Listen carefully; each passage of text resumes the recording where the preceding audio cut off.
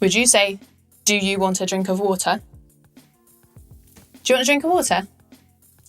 Do you want a drink of water? Have you noticed that when Western people speak Chinese, there's a kind of singing in the background?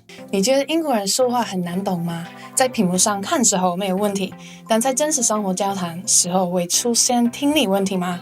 今天我来解释一下一些启动的可能的原因。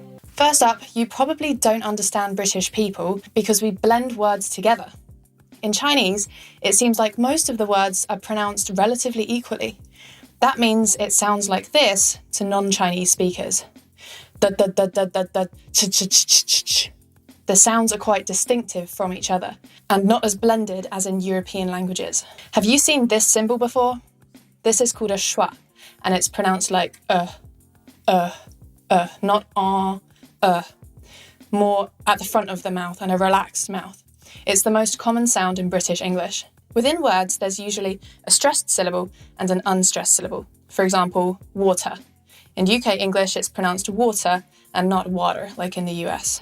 The first syllable is stressed, and so the second syllable becomes weak, just like a schwa, How do we know it's pronounced like that? You kind of just have to learn it, but there are some rules, like if the suffix graphy comes at the end of a noun, the syllable before it is stressed. Photography, not photography. Cryptography, not cryptography. And calligraphy, not calligraphy. So there are some stress rules related to suffixes, but most of the time the rules aren't that clear, so it's best to just remember the stress. Same as if I learn a word in Chinese, I need to remember, is it ma, or ma? It's the same idea in sentences. Important words get stressed, and less important words get weakened and sound like How would you say this sentence? Would you say, do you want a drink of water? Do you want a drink of water? Have you noticed that when Western people speak Chinese, there's a kind of singing in the background? Does their voice go up and down more than usual? The other way round, when native Chinese speakers speak English, it can sound the opposite, like a robot. Do you want a drink of water? Da da da da da. Very flat and not flowing. To sound more natural, try blending the words together. So do you becomes j, and of becomes Do you want a drink of water? Do you want a drink of water? How would you say this sentence? What do you do at the weekend? How about, what do you do at the weekend? Hear how do you becomes j again, and at the become very close together.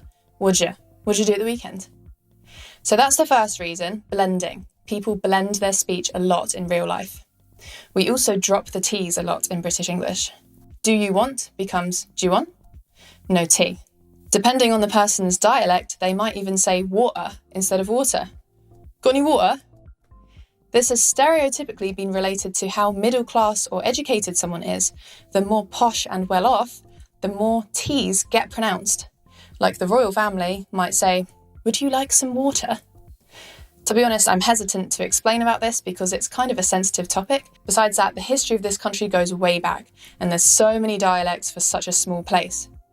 The English you've probably learnt at school is RP, received pronunciation. That's all fine if you're listening to the news or watching TV, but when you get here, when you actually hear people speak on the street, you'll see that they've got totally different accents.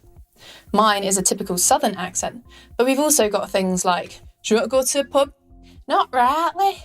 Fancy a bit of chicken? We've got the perfect Christmas pudding for you, and so on.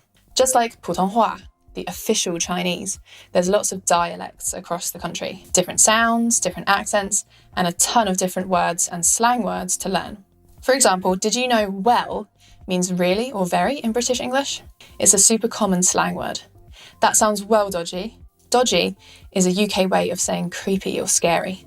You can even add a mate on the end to sound even more British. That sounds well dodgy, mate. All clear now?